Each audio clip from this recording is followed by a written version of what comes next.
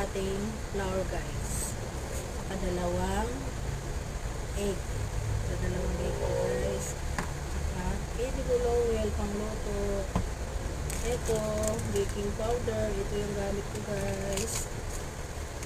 Lagyan natin ng Milo guys. Para kulay at choco na naman siya.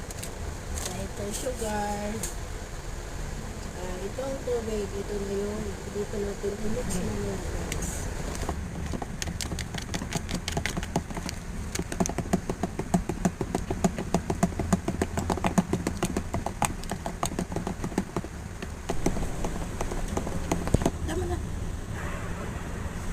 Ayan guys, imimix na natin siya guys. Tama na. Nilagyan ko ng Milo guys para malasa naman. Para ang dating niya is parang may chocolate. Ayan guys, lulutuin na natin. Dandahan lang ang apoy. Mahina lang ang apoy talaga para hindi siya masusunog guys. Ayan. Madali lang lutuin ang pancake guys. Ayan, paluto na siya guys. Kahit may asukal na siya, nilagyan ko pa rin ng konti ang kumain na yan. May asukal na siya guys. Ayan o.